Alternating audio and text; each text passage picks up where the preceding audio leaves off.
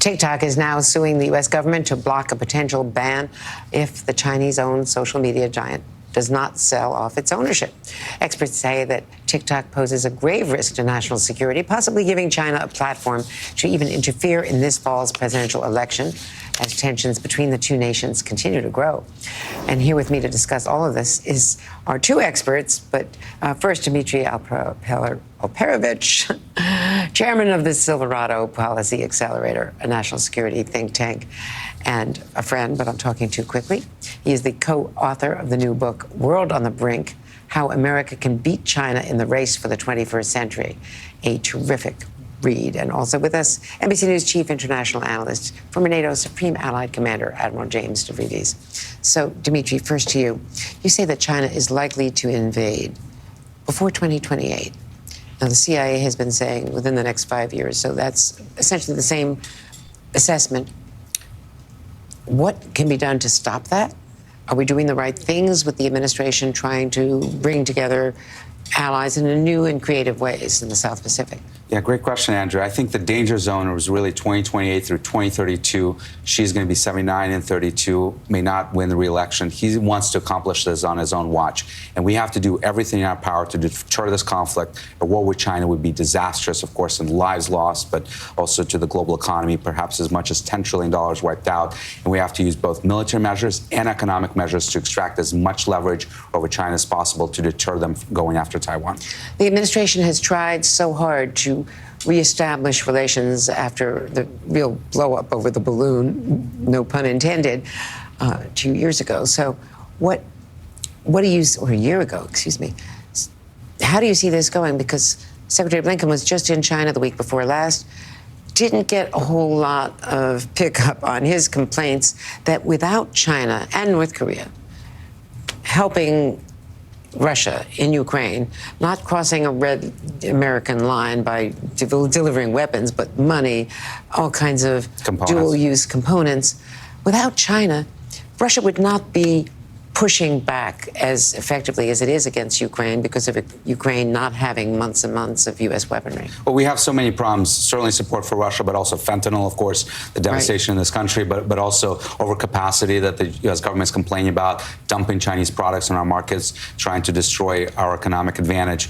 And the reality is the Chinese are not playing ball on any of these fronts. And he got a very frosty relations reception, Secretary Blinken, in Beijing. And I think this rapprochement that started last year is coming to an end because China realizes foreign direct investment is not coming back to the country. U.S. companies are pulling out more and more. It's down 20% year over year. And I think they're asking, frankly, rightly, what's in it for us?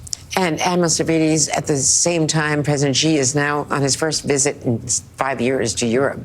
And looking to Europe, a huge market for China. Macron and the rest of the leaders there, the EU leaders, want that Chinese commerce, but at the same time, they've got a war in Europe.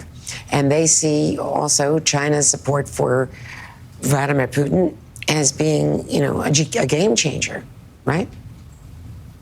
Indeed. And in the course of this visit, Xi is very strategically going after France, which occasionally has tendencies to stand a bit aside or a bit outside of the alliance. President Macron several years ago famously said NATO is brain dead. That was before the invasion of Ukraine.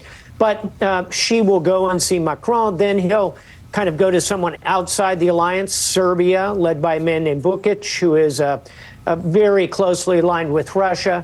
And then he'll go to Hungary, to Budapest, to the NATO member who is the closest to Russia. So to Dmitry's point of how is China playing this, they are trying to draw closer and closer to Russia. They don't want to trigger sanctions. That's why they're providing, you know, kind of dual-use components. I don't think that's fooling many people. It's going to be a real increasing state of tension between the U.S. and China going forward, especially in this election year. And just finally, Admiral Rafa, we've talked many times about the urban warfare and how complicated it is. Even if it's not a major invasion, as you know, Israel is pulling back and trying to accede to American pressure, but there still has not been an effective plan, according to the U.S., for protecting the civilians there. What do you see in Rafah? What are the risks there for all of us? Yeah, quite clearly, 1.2, maybe 1.5 civilians, half of them children, are in Rafah. Israel has a moral and a military requirement to avoid civilian casualties, even as they go after Hamas, which is still buried in these tunnels. They should do two things. They should move as many of those people as possible to other parts of Gaza, maybe back into the north where this American pier is going to plug in and provide significant assistance. And number two, the Israelis have to go after that tunnel complex. That is the military center of gravity. Once those tunnels are flooded, collapsed, destroyed, special forces can do that, engineering can do it, then Hamas becomes quite toothless, frankly. I think that's what you'll see the Israelis do. But the question is, what will happen to the hostages that are still alive, and some of them, we are told, in those tunnels?